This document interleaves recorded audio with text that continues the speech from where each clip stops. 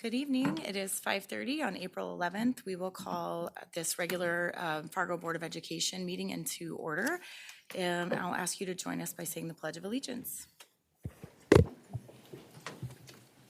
pledge allegiance to the flag of the United States of America and to the republic for which it stands, one nation, under God, indivisible, with liberty and justice for all. Thank you so much. I'll look for approval of the agenda. Jim? I'll move adoption of the agenda with the addition of the HR addendum that was located at our work location. Second. Seconded by name all. Thank you so much. Any discussion?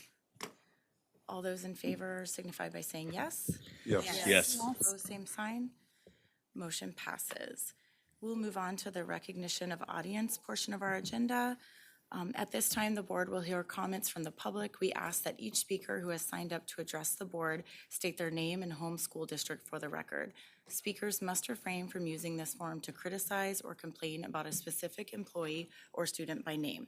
Vulgar or profane language will not be tolerated. The board is interested in your comments and will listen carefully, but is not obligated to respond or debate issues in this forum. This evening, each speaker will be allotted a maximum of 5 minutes. We have 2 speakers signed up. Upon conclusion of the allotted time, a chime will sound and the speaker is asked to conclude. If necessary, a final chime will sound 15 seconds later, signifying the end of the speaker's time at the podium. I will now call our first speaker to the podium, which is Devin Stachinski. Welcome, Devin.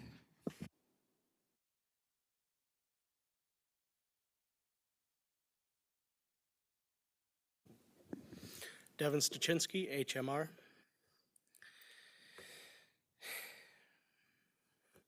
Well, last time we were all here, I made a comment about this particular edifice being a rubber stamping organization.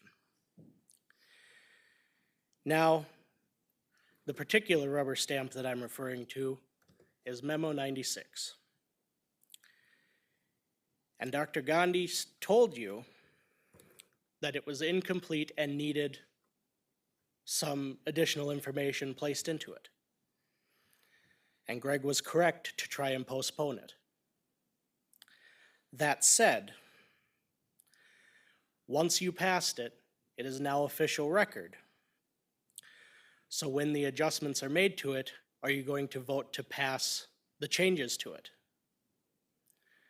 Because now, like I said, it's official record.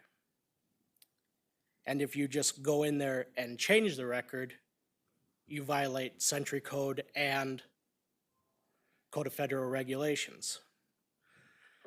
The part of Century Code that I'm referring to is 12.11105, tampering with public records, which reads, "A person is guilty of this offense if he knowingly makes a false entry in or false alteration of a government record, or knowingly, without lawful authority, destroys, conceals, removes, or otherwise impairs the verity or availability of a government record."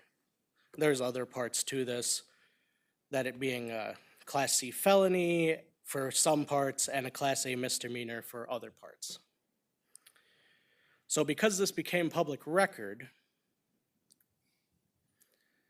are you going to get the completed version and then repass it? Or are you going to violate Century Code by changing it outside of that particular avenue? Century Code is a little bit more lenient than the federal regulations for records keeping, and I won't bore you with that. That's all the way throughout the CFR in many, many sections. But it also makes me wonder, what else has been passed through haphazardly, incomplete, and then changed after the fact? Because that's a whole can of worms that now most decisions have to be called into question. That's all. Thank you, Devin. Our second speaker this evening is Jason Cupley. Welcome, Jason.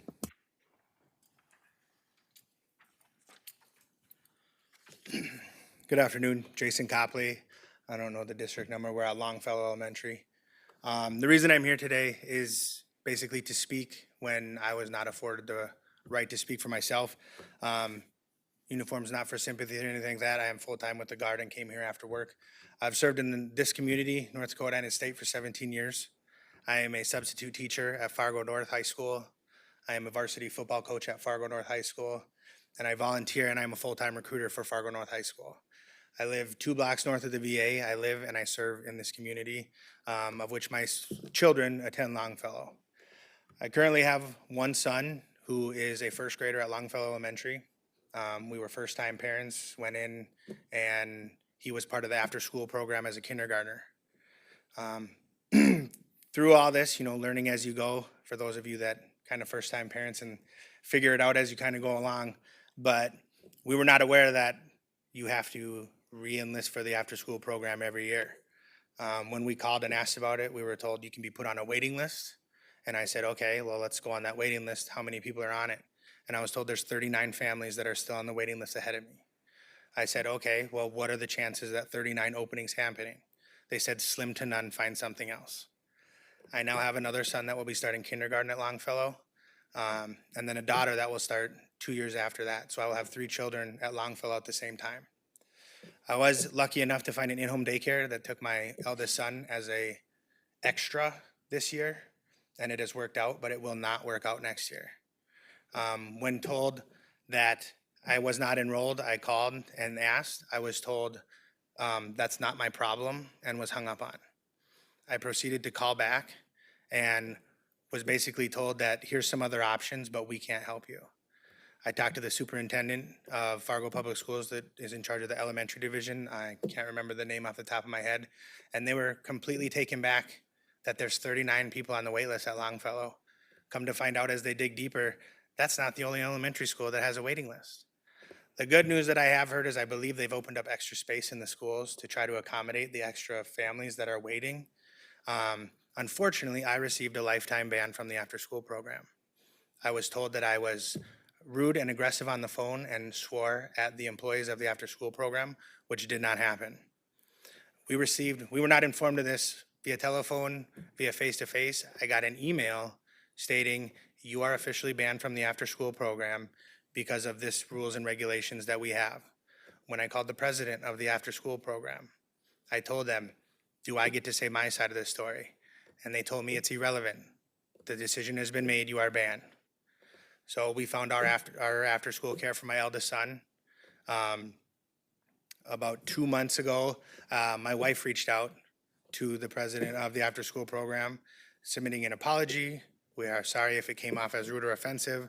We did not mean any of this. Would you reconsider? They said that they would take it to the board. The board convened. Whether it was taken forward, we don't know. We got another email a week later, said, nope, the ban's still there. So I don't know what strength you have. Basically, what I've been told is they have their rules because it's their business. I don't know if they rent out Fargo Public Schools or not, but talking with other parents, trying to use the after-school program, this is not the only time it's happened. The other parents didn't receive a ban, but have been told, tough luck, find something else, figure it out. And as a parent, it is very hard when my family and my children, and I trust them to go to Fargo Public Schools. I work in this community. I have the badge that says that I'm a teacher at Fargo Public Schools. I can sub anywhere. I give back to this community. I've served this community for 17 years.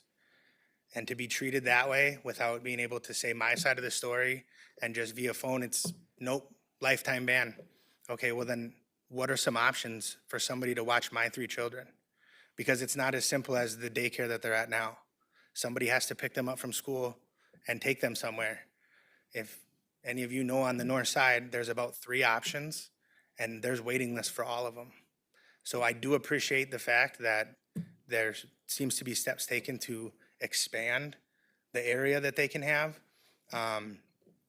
But I don't know because obviously I haven't been able to be a part of it. So this is kind of it's not, hey, make a decision, fix it. I was told that my voice can't be heard the first time. I was rudely spoken to. I was hung up on. And you can ask any of the teachers at Fargo North High School, 80% of them probably know who I am. And if you told them the accusations that were put against me, they would all be like, Jason would never do that. So I do appreciate the time that you guys have taken to listen to my side of the story, and thank you. Thank you to our audience members for being here this evening. We'll move on to the reports section. First up this evening is the CTE network update. This comes to us in memo number 100 and will be presented by Dr. Jonas and Lena Duffy-Feely. Welcome. Good evening, everyone. It's great to see all of you this evening. A couple months ago, when it was CTE month, I dropped off a little treat to celebrate CTE and CTE champions. And so tonight I honor you and I thank you as a board for being a CTE champion for Fargo Public Schools Career and Technical Education. And I wanted to also provide information on what's happening this year. This was one of the aha moments for me, is in working with Career and Technical Education, is the connection that we have with the Cass County organization.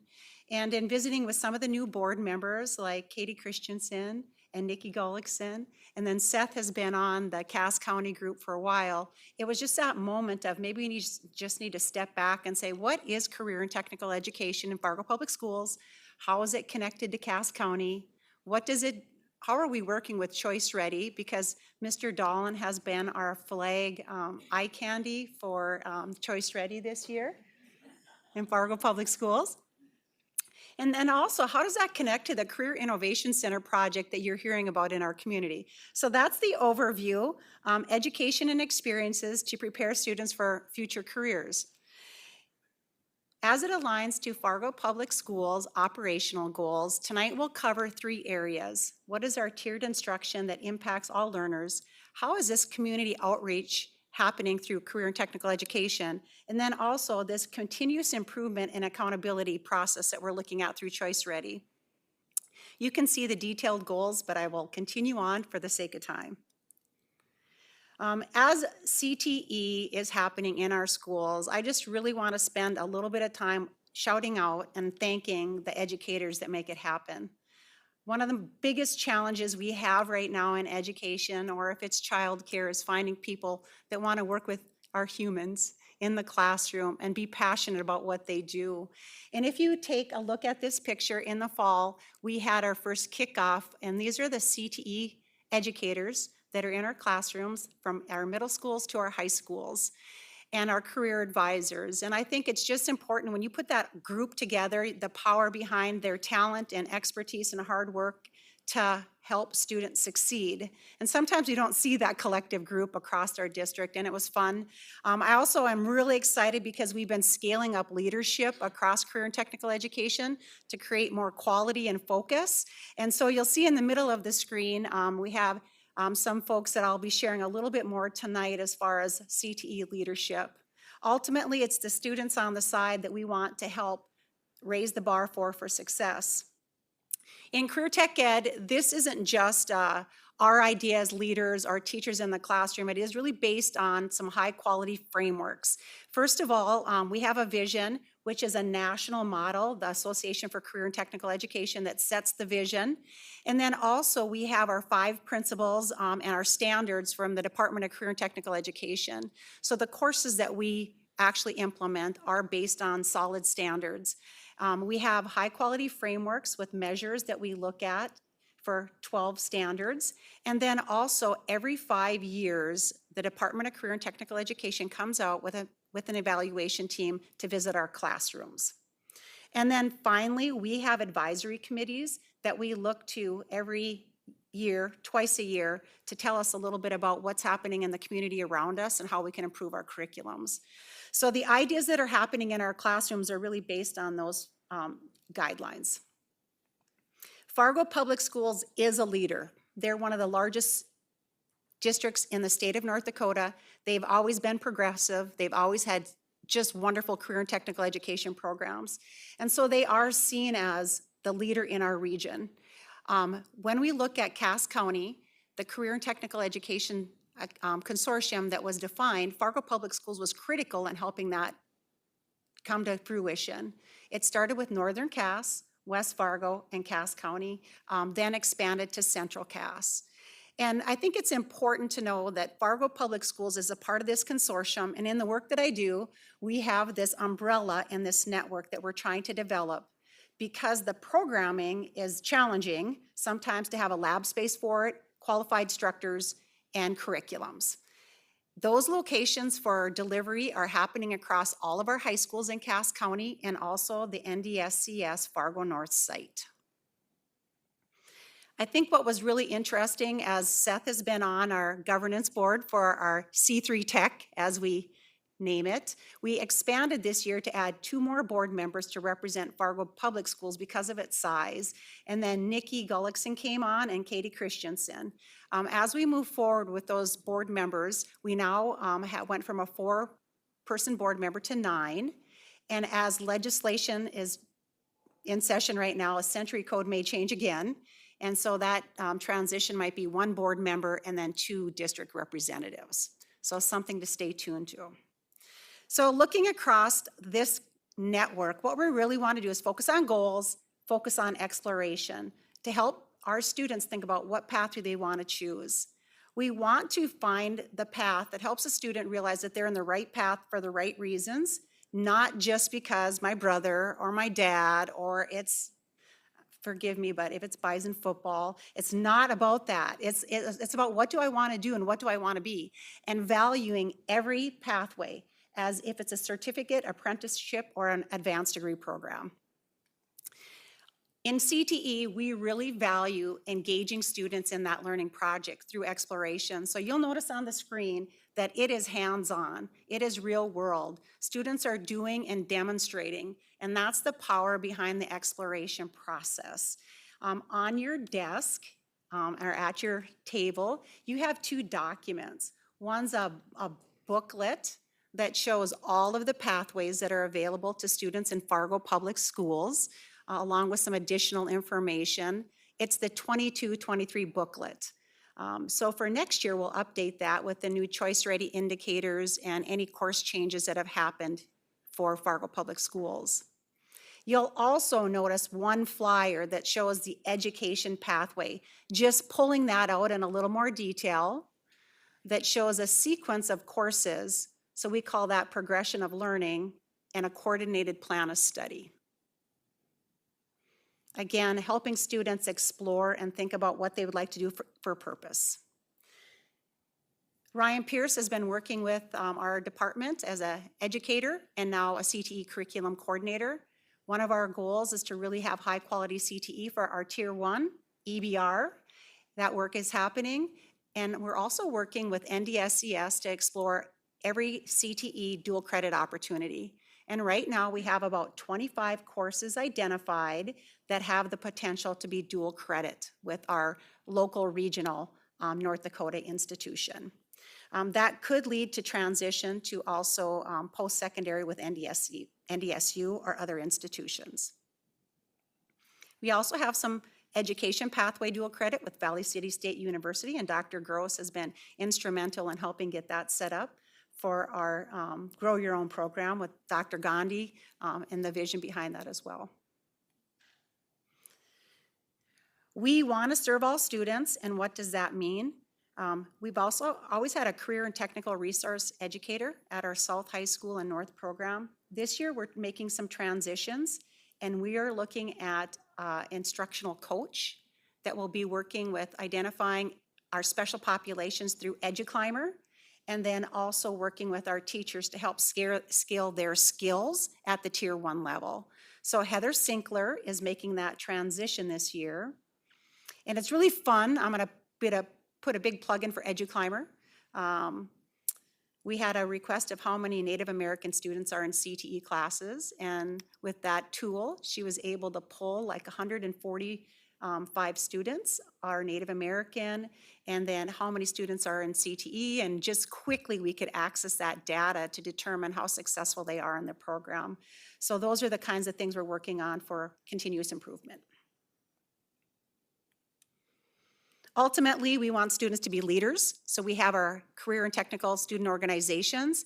One of the goals we have this year, and working with Ms. Lana Duffy-Feely, who you'll meet in a moment, is taking our student leadership from the co-curricular and also recognizing them through a National Technical Honor Society. So that's in the works, and hopefully next year we'll have our first cohort of NTHS students in Fargo Public Schools. So moving forward, one of the areas of community outreach I'd really like to spotlight this year, which was in our operational goal, was work-based learning and learning beyond the classroom. And so Lana Feely is here, and she is going to take over and share a little bit about the work she's done to create a scalable model that connects to business and industry at Fargo Public Schools. Thank you. So you can use this to move forward. Good evening. I'm Lana Feely, and my position is the Business Partner Liaison for Fargo Public Schools. This year, one of our goals was really to tier our work-based learning. So as you see on your screen, we've got 3 tiers that we're working with. Tier 1 is really for all of our students. We want career awareness for all of the students that enter through Fargo Public Schools doors. And we do create those opportunities, whether it's junior achievement all the way up to some of the things we do with Workforce Wednesdays in our high schools. Tier 2 is really our career exploration, where students are finding maybe a pathway that they're interested in, and they're getting into classes. So an example would be our simulated environments, such as our construction classes, where students are building those houses and they're really exploring that career path and all the things that might go with that career path. And then our tier 3 is our career preparation, and that's really external stuff outside of our classrooms, where we're going beyond the classroom into our community. So I'll talk about that a little more and what those opportunities look like in a couple slides.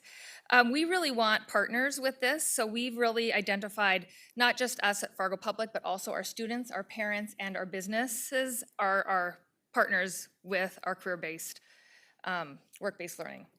And where can you get in for more information? Well, on our website, we've created sections for each of our partners. If they want more information, they can go out and find it on our website.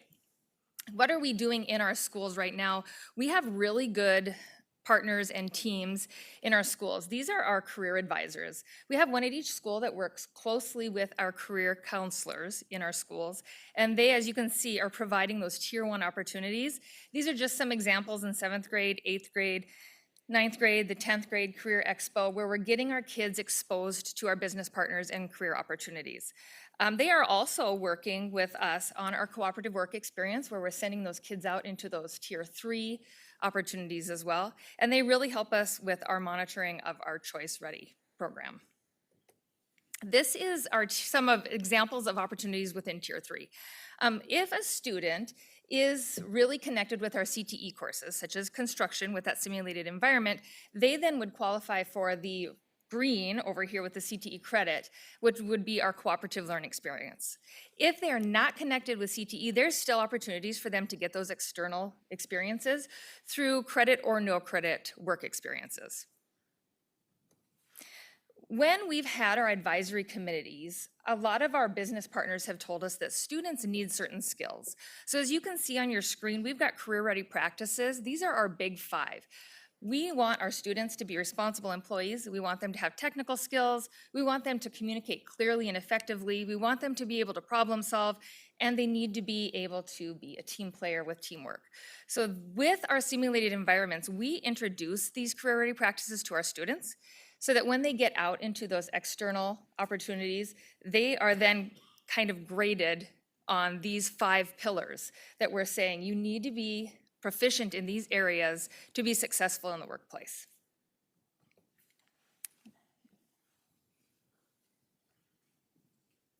I think one of the things I really wanted to share, and this has been shared a while back, I think Mr. Johnson has been on the board and heard presentations before, but Fargo Public Schools is one school within the region.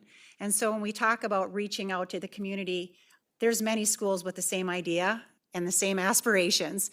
And so when we look at why are we focusing on this work through LANA and in this work-based learning, it's really to make it efficient and make it meaningful for the businesses and to help them feel prepared and successful if they take on our students as well. So that's one of the things I just wanted to share as a slide as we stay connected. And then Lana, maybe you want to come back up here and share a little bit about some of the resources that we're working on as well. Yes, this is kind of the exciting part of my job, honestly. We've just had some really wonderful opportunities given to us, really. If you look at the Are You Ready, many of you maybe have heard of Are You Ready? If not, please go check it out. This is available to us free statewide for all of our students.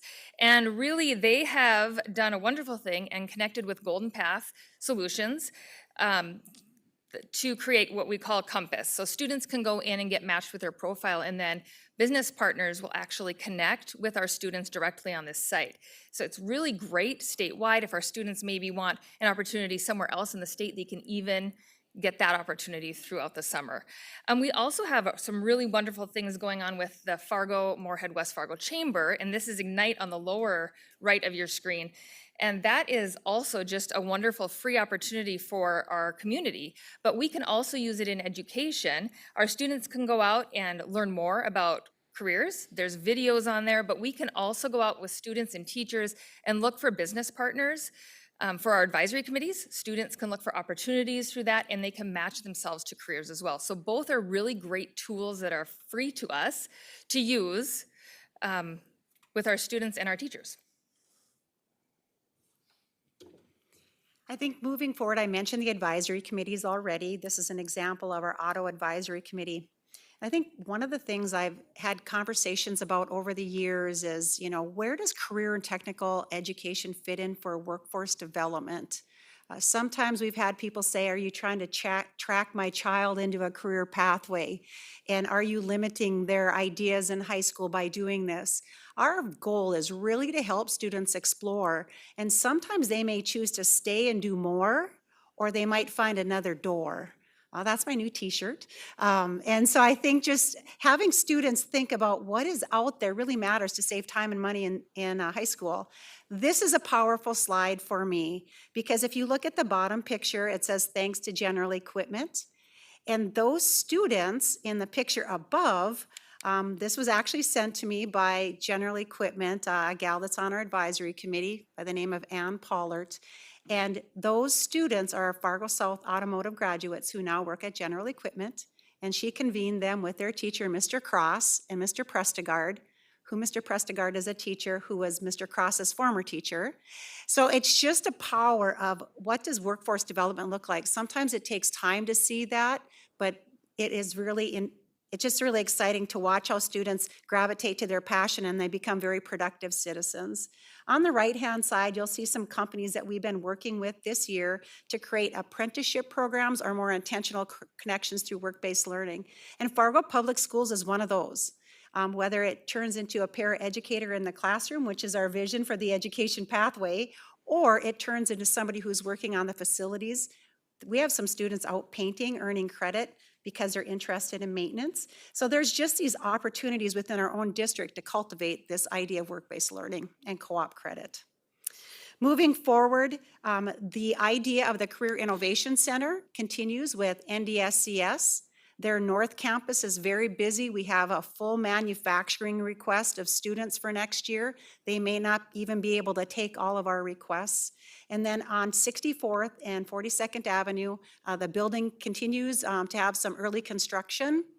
And we're waiting to hear about some funding from the legislative session to see how far that building starts to evolve moving forward in the next few months.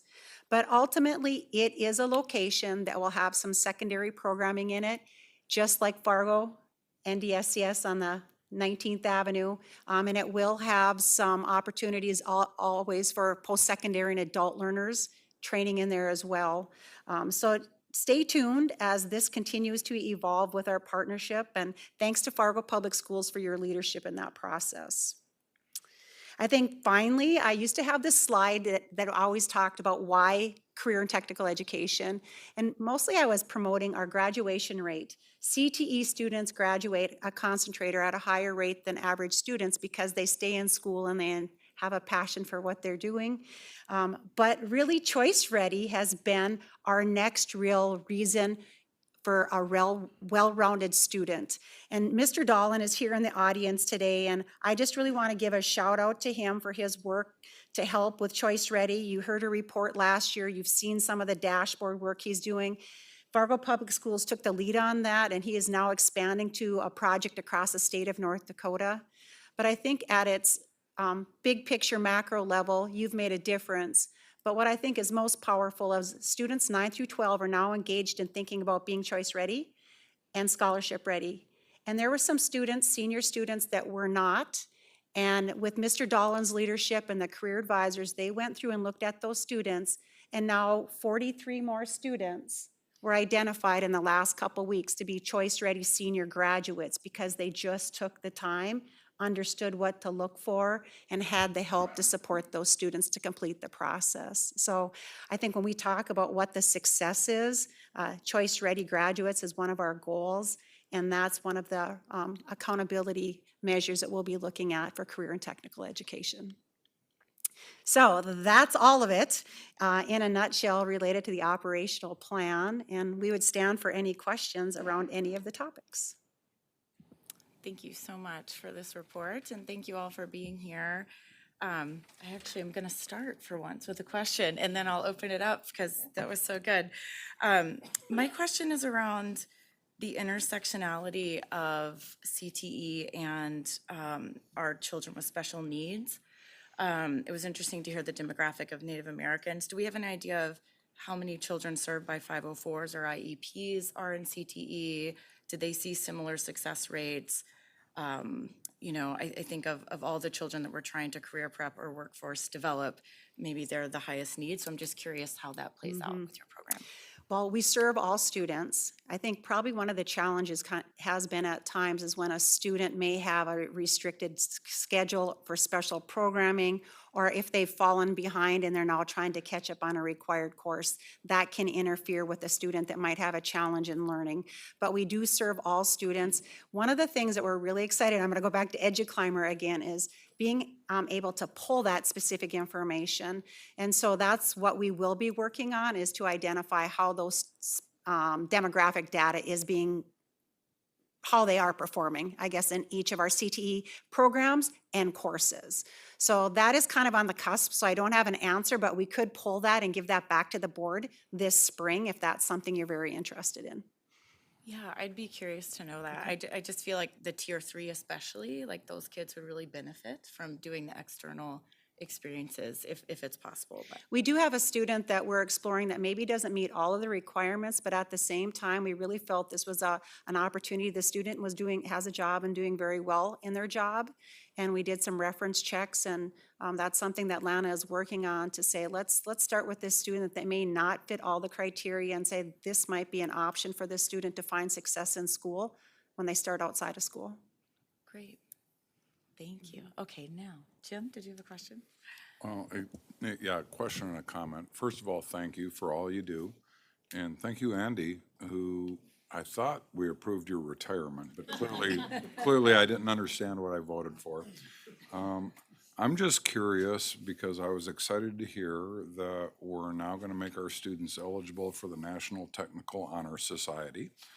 And I'm assuming just because of the way we do things, we'll have students that actually qualify for that.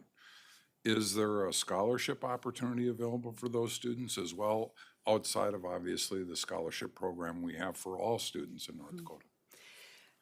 I would have to say the students that qualify under the National Technical Honor Society, there's a plethora, I would have to say, of scholarship opportunities. What we find is students many times are challenged with how to apply and complete the application process. So one of our goals within those identified students is to help them successfully land a scholarship. There's many technical scholarships that sit on the table unused because students within that demographic may not know how to start or finish the process. So I think it's a goal. Does Fargo Public Schools have something specific to NTHS? Not at this moment. Is that something that could grow? Potentially. Excellent. Other comments or questions from board members? I do. Me. Oh, Namal, yes. Sorry. First and foremost, I just want to say thank you. That was a wonderful, well put together presentation. Thanks. I just have a question on just looking at your boards and CTA educator and their standard. I'm not seeing any like maybe let me rephrase it. um, are there an application for you to apply to be on this kind of board? Like maybe there are a diverse community that can come in, trying to diversify it, and thing like that. On the advisory committee Yeah, boards, yeah. there isn't an application process. Most of the time, we're looking for somebody who's willing and interested. But we are looking for somebody who's aligned with the program area. So if we're looking at our automotive technology, we're looking for people that are working in that area. Or if it's in marketing, or if it's in health sciences, it could be somebody working in a medical field. So we're just looking for that group of people so that they can provide input from the community. Yeah. I know that you mentioned that there's like 130, is it 103 Native Americans? I was a little higher than that, 143, I believe. And then there was also, there was a recommendation to do some cross referencing. So I think we ended up with about 175 students. That's good. What is the percentage on the other diversity group? That none? Yeah, I won't be able to answer that question tonight, but that's definitely one I was thinking about that I knew when I came to the board, I was not prepared to answer as every demographic group. So, Well, thank you. but we definitely will answer that question. I appreciate it. Okay. Other questions? Thank you to Greg, Nikki, and Katie for serving on this board. We appreciate your work in that. Thank you so much for being here. Yeah, thank you so much for all your time tonight. We appreciate you. Thanks for being CT board champions. We appreciate it. Okay, we'll move on to our legislative report. Board member Robin Nelson has indicated to us she is unable to be here tonight. She did send us an email prior to this meeting with a very brief sort of legislative update, and I asked her if it would be okay if I read parts of that, and she said, please do. So I will read in her absence. Not much to report. The voucher bill, or otherwise known as House Bill 1532, it sounds like after much discussion today, the amended version was passed 27-19. She attached in an email to us the final tally of that vote. It looks like only 2 Fargo senators voted in favor of that. There was a lot of discussion on virtual learning on snow days. It sounds like discussion is occurring about adding board policy requirements for school calendars regarding virtual learning, required snow days, and a plan to implement. It sounded like there's some frustration with some districts misusing the spirit and defaulting to virtual learning days too readily. From what Board Member Nelson can surmise, our current Fargo Public Schools board calendar policy would readily meet the intent of probable language. So she's not too worried with our built-in 2 snow days and our capacity to use virtual learning. I hope I'm representing that correctly. Okay. And then next on our agenda is FEA report. Kim Rieger has indicated to me that she is unable to be here, and there will be no one else from FEA this evening. So that moves us to our final report, which is Superintendent Report, Dr. Gandhi. Thank you, board members. I guess, just going back to our CT report, thank you to Dr. Jonas and her team as well.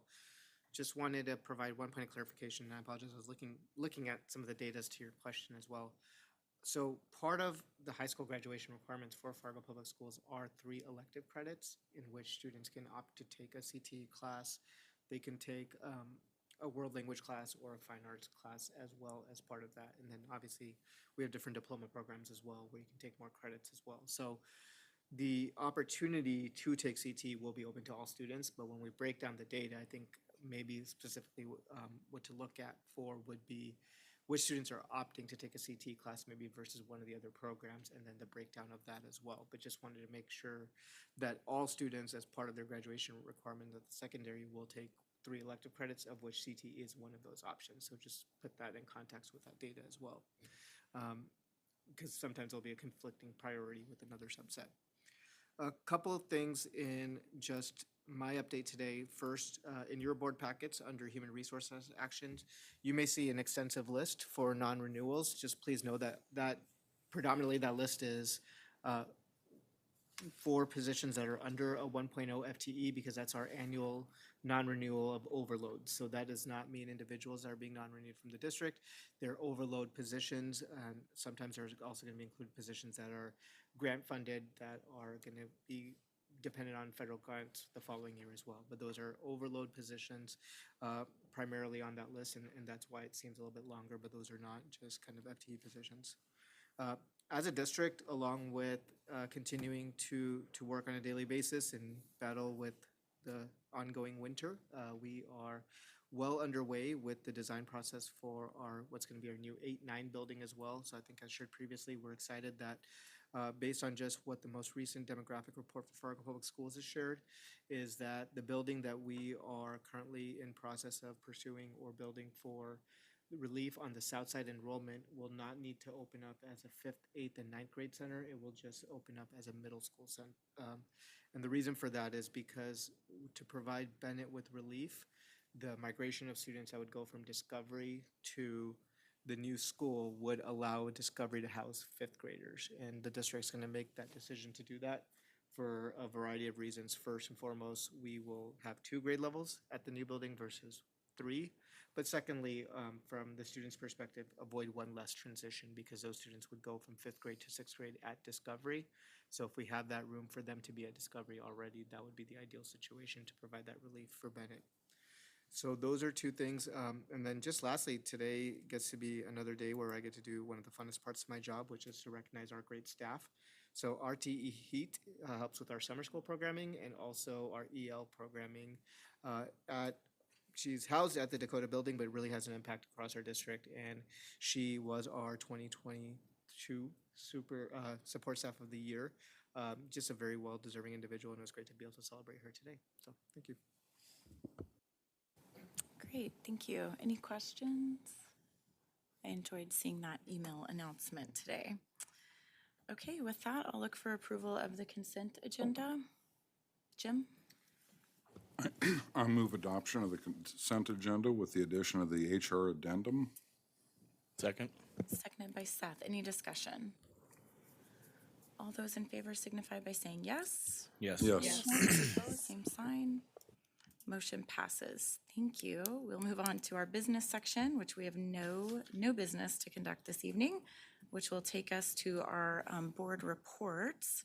Seth, I know you indicated you might need to leave early. Would you like to start this evening, or? You can go for it anyway. Mic on. As per usual, lots of negotiations committee meetings and negotiations with the FEA are continuing and are trying to move forward as fast as possible, given weather doesn't like to to cooperate in that vein, but we should be, I think, good now the rest of the time. We should be able to make every meeting work. This past weekend, I attended National School Boards convention in Orlando and learned more than I expected, and it was quite an adventure. So we'll have stories to tell for quite some time, I'm sure. And earlier today, I met with Suzanne Sensky, fellow member of the Native American Commission that's on with me. She's a new member, as well as this is my first year of being a member of that, and just had a meeting to kind of get to know each other and see what we can do for work on that commission and what we can do as a board to help those Native American students and just kind of get the ball rolling on some communications with that board. So that helped, given the fact that we did have to cancel our last meeting of the Native American Commission, but that's rescheduled for next month. So I'll report on that at a later date, and that is all. Thank you. Thank you so much, and thank you for your work on that commission. Nima? Well, thank you so much.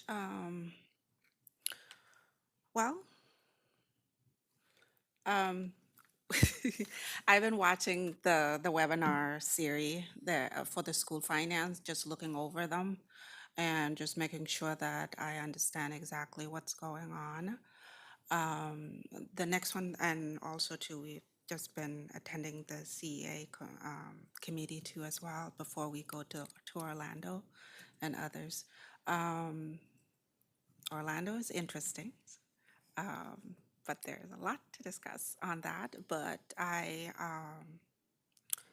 learned so much, especially on two sessions that were really opened my eyes, and just just talking to them and just trying to understand how they are doing work at their school systems and how we are as Fargo Public School really opened my eye in so many different ways that I haven't seen things before than some of the work that we do here. I thought that those were really relevant, and we should definitely look into these more.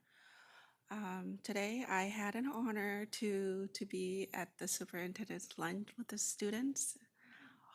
Wow, they have quite a lot of information to really discuss, and I hope that like I hope all of us can invite them and just be able to for you personally, like to listen to their concern and just putting information to the table for the board and to just really understand what's going on within our school system. It will really move you, because those are the things that I feel like that I was elected to be here for, to just listen to their concern, listen to the thing that they being said. There's this one young girl, she literally stood out, and I was just like, wow, she's so smart and so intelligent. And if if these young high schooler can really think and really have that concept of construction criticism, I mean, thinking, and just why adults are not doing it. Because if kids can do that and really bring out the way that our schools should be and how it should be done, and just letting somebody hear their voice, it will really set a lot of tones in our schools. And yeah, I guess I will leave it from there. Thank you. Thank you for the report. Melissa? Yeah, so since we last met, I attended the National School Board Conference on April 1st, 2nd, and 3rd, and attended a lot of really great breakout sessions. That was a great experience. And then the storm sort of thwarted all of our negotiation and other efforts that following week. So I didn't really have much to report from there. And then today I had the privilege of attending the Big Floody band concert at Discovery, which was really fantastic. So it was neat. The students performed, and then they got feedback from two musicians about like how to improve kind of as a group. So it was really fantastic to watch that. So that's all I have. Great, thank you. Jim? Well, I too attended a negotiation committee and a national school board meeting, and I just need to give a shout out to Greg Clark, because he kept two of us awake long enough to get us home. So thank you, sir. And I got to just say, nobody on this board has to worry about having perseverance, that's for sure. Excellent. Nikki? Well, thank you, Melissa, for sharing about the Big Floody today, because my daughter was in it. And I asked her, I said, how was your concert? Good. So I'm glad to hear that. I did not know that there was feedback given. As others have mentioned, the negotiations meetings, we meet with the FEA and we meet as a committee. And because of the storm, we're going to get to do double duty for committees this week, I guess. Also attended the NSBA conference. That was a real unique experience. Lots of good learning opportunities and good time spent in a van with other board members, staying awake as best we could. It was an interesting experience, a good one albeit.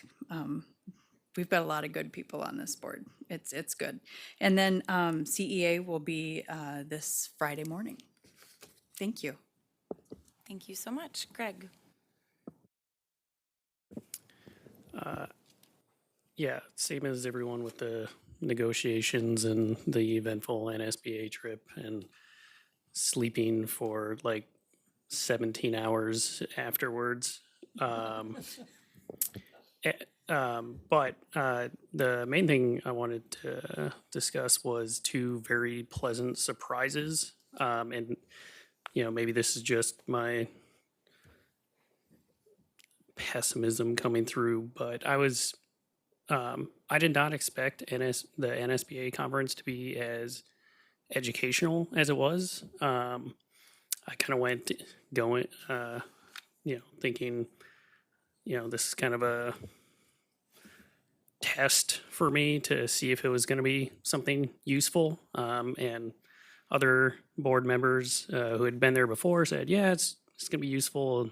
I was skeptical, but I actually had quite a few good lessons and takeaways and things to explore afterwards. So I'm was pleasantly surprised and energized by that.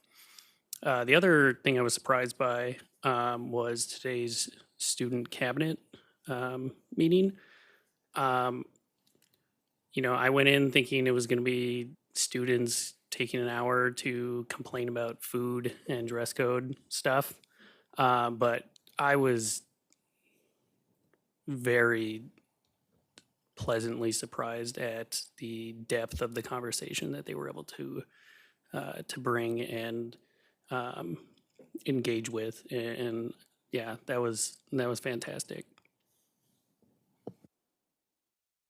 Thank you so much. Katie? Thanks. I was also at the School Board Association conference with everyone. I missed out on the van ride though, because I had a different way home. So I guess I missed out on that experience. Since our last meeting, I have put quite a bit of time into tracking legislation, watching committee meetings, keeping up on that. And the last thing that I wanted to share with my time is the Washington Elementary School lost a teacher unexpectedly on March 31st. Wasn't sure if our board was aware of that, and I wanted to publicly acknowledge Melody Pakmara. She was a first grade teacher, and I met her quite a few years ago. She helped me with the book fair. She was an amazing volunteer. She gave so much time and effort to that school, and she eventually became a first grade teacher there. And I attended her funeral, and I cannot even tell you the number of comments about her dedication to our students, to Washington Elementary. She has 4 kids who are in our school system right now, and I think the teachers at Washington are hurting a lot from losing a friend and a colleague. So I want to acknowledge that huge loss that we will all be feeling, her family, her kids, and her colleagues, and her first grade students who lost her. So thanks. Thank you. Thank you for sharing that, Katie. I was unaware of that. Okay, I will end with a president's report. I too attended the National School Board Association in Orlando, and maybe I'll just kind of, there's been a lot of hinting around to this, but first I'll say out of my 3 years on the board, this was my absolute favorite year. I feel like the breakout sessions have gotten better. I learned so much and came back very energized. That was a great word, Greg, for things we could do in our own district, one of which was a student advisory for our school board too. So many districts are doing that, but very cool things, very cool people, our other elected officials in other cities just doing great things for kids. It's a great thing to be a part of. After 3 labor-intense days of this, the storm was hitting North Dakota, and we learned that our flight was canceled to come home. So, and then we may not get back till Friday or whatever. So anyway, we rented a 12-person van, and our superintendent and I think 7 board members of us, and Anne Marie 6, drove 10 hours from Chicago to here nonstop in the middle of the night. So we left at 10:30 p.m. and got back at 7:30, I think, a.m. So thank you to all of you for making that possible, because we all had lives to get back to. And we joke about it and it was sort of a shared trauma experience. But I'm very grateful that we all made that happen. And I did not have the luxury of sleeping 17 hours. So that is amazing. I just went back to my real life the next day, but that was amazing. So thank you all who were involved in that. I too have been attending the NDSBA webinar series. And doing the best I can to follow. They're a little in-depth. Let's see what else too. No one has mentioned the FPS staff picnic. We got, I'm a little disappointed, Jim. Anne Marie has said that is August 1st at South High this summer. So it's on all of us as board members to get our door prizes. So start now. And then just friendly reminder of the Youth Film Festival that's happening 2 days from now at the Fargo Theater. There's many of our FPS students who have entered films. I not only am a judge, I've now been convinced to be a panel discussion person afterwards, and we'll be talking about youth mental health in our community and in our schools. So I'm very excited for that. I believe that's all I have to report. So moving on, possible executive session this evening. There is no need for item number 9 this evening. Okay, thank you for that. Anyone else have any final? I do. Well, you stole mine. Oh, I stole Jim's, sorry. Okay, one more thing, Nemo? No, I just want to, I think the CEA was canceled, so just wanted to. CEA meeting was canceled. It was canceled last time, right? Last time, yeah. Yeah, Last so, time it was. so cross that one out, so. Okay, thank you for that. I will affirm our next regular meeting date, which is April 25th. It is 6:26. We are adjourned.